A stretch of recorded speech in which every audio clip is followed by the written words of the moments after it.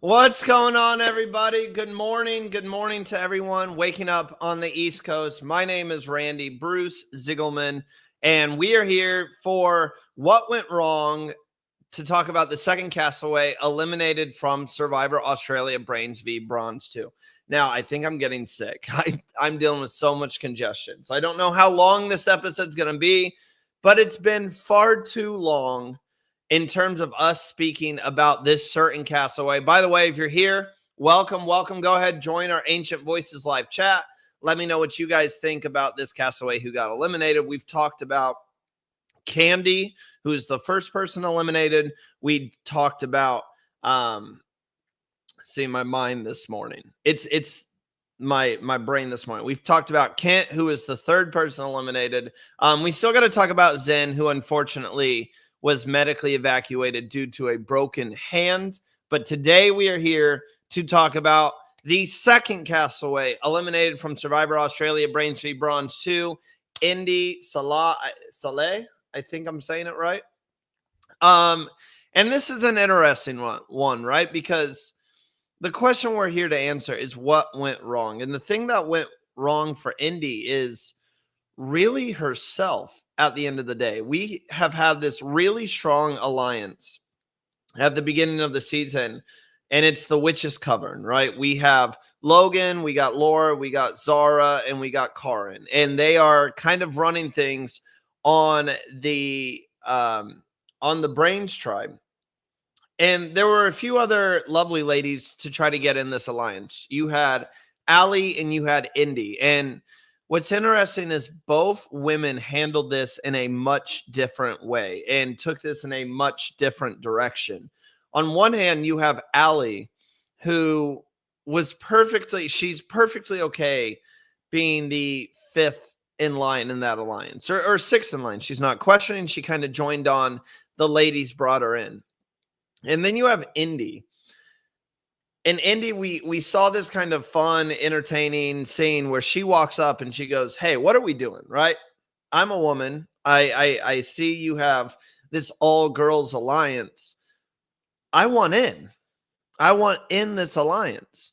And it looks like that was going to be the plan moving forward. This is an alliance that they're not hiding from anybody, right? We've seen them say all-girls alliance right in front of some of the guys, and the guys just don't seem to care. That's something we keep seeing in confessionals, that the guys are just out there having a good time. They don't really care. They're not threatened by this all-girls alliance. Besides AJ, who has kind of picked this out and said, "Hey, we need to keep the girls' numbers down." And we saw a scene between him and Kaylin kind of talk about, hey, a girl needs to go here. So you have this girls' alliance. They also bring in Rich, who is kind of pinpointed as Laura's puppet. She wants to be the puppeteer. She wants a guy kind of on the inside, a guy that they can maneuver around. And for whatever reason, they see this as Rich. So we're here to talk about Indy. Where does Indy's game fall apart here? Because she's brought into this woman's alliance. They have 6 women. So again, I'll name them out. It's Indy and Allie kind of on the bottom. And then you have Logan, Laura, Karin, and Zara, who are the main 4. They are the Black Widow Brigade of the Australian Survivor community. Indy, for whatever reason, after they lose the immunity challenge, Indy decides, "Nah, this isn't right for me."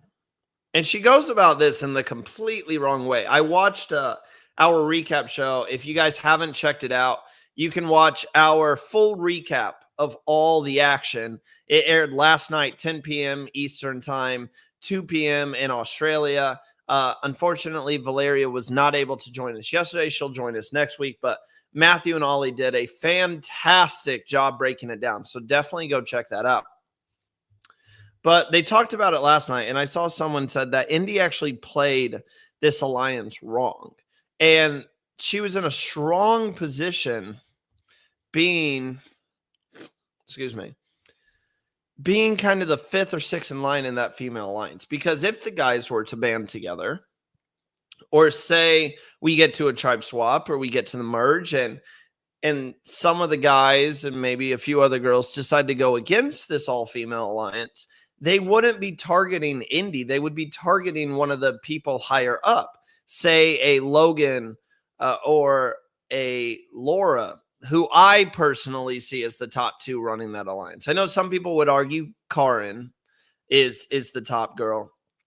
I kind of see Laura and Logan as the top two. We've seen how strong their relationship is.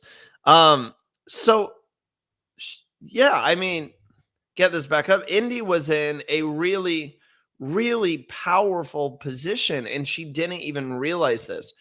Her problem was she wasn't at the top of that alliance, so she thought she had to cause some chaos to make a move happen, right? And so the plan going in is Rich. Indy decides to go and say, yeah, I've heard your name. Why? You just blew up your entire game. This instantly gets back to the girls, and the girls are like, okay, Indy has turned on us. I'm not saying they made the right decision in that. I think if you're, we've seen it before. The ongoing joke is all women's alliances don't last, right? That's the ongoing joke about, like, if women get together, they're going to turn on each other. I don't know here. Like, I see what they mean by, oh, she turned on the women, so we had to cut her loose.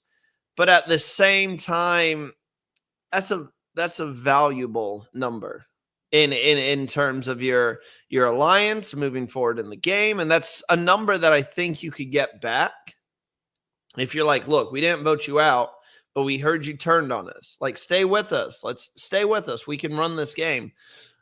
Rich could have easily been going home here, or you could have been sending Kent home at this tribal council as well. His name was popping up because people were just sick of him.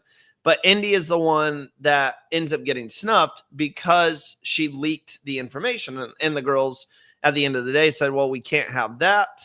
It doesn't really matter now because they lost Kent in the next tribal council. So the girls still have the majority, if I remember correctly.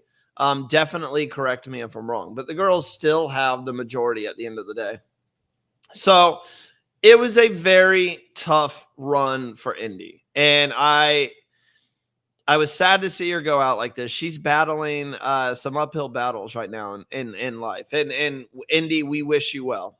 All of us, myself and Ollie and Matthew and all of us at Survivor Now wish you well with what's going on in your life at the moment. This was a sad way to see her go because we saw a very strong performance at the first immunity challenge. She was on the puzzle, saw her energized, and even the start of episode 2, it looked like Indy was primed to have a run, make it deep in this game. And everything, at the end of the day, this is what Survivor is. At the end of the day, everything came crashing down for Indy.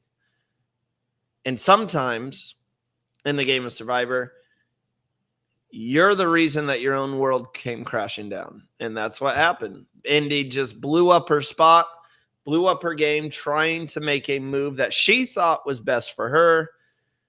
But at the end of the day, it just screwed things over. So that's my cue. I told you guys, stay safe out there. There's a lot of viruses going around.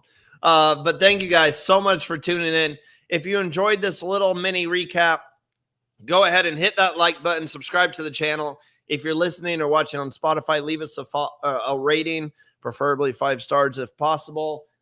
We will be doing one for Zen. Zen, unfortunately, got medically evacuated from the game. I think that one might be a Patreon exclusive. We will keep you guys updated.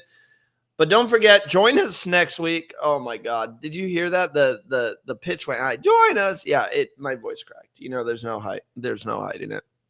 Join us next week as we cover more Survivor Australia, Brains v. Brawns 2.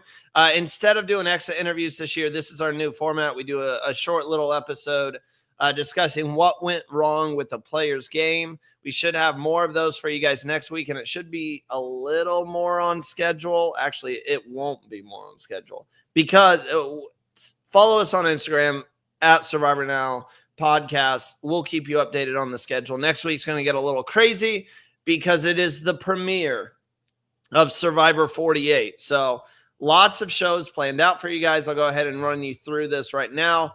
Beginning on Wednesday, we have the Survivor 48 pre-show. This is going to be at a special time. Usually it's Wednesdays at 7 p.m. Eastern time. This week it's actually going to happen at 2 p.m. Eastern time, as a lot of us are going to be at watch parties. So it's going to be early in the day. Myself and Ollie, Avery can't make it this time, but myself and Ollie will take you up to the premiere of Survivor 48, hype up the season that we have ahead, give our predictions. Going to be a fun time on Tuesday. And then this is also a different time. The Survivor 48 after show. Most of us, myself and Josh at least, are going to be in Milwaukee. So the Survivor 48 after show airs Thursday night. Josh will still not be there, but Bruce and Abraham will be joining me to break down the premiere episode of Survivor 48. And then on Thursdays at 8 p.m. Eastern time, join Will and new member Josh as they break down the stocks. It's our power ranking show. Definitely a lot of fun. And then on Sundays, Survivor Social, Tegwith and Kara, 8 p.m. Eastern time on Sundays. They'll break down the episode. And then on Saturdays, it's our Got Something For You Too crew, Matthew, Ollie, and Phil. I cannot talk today.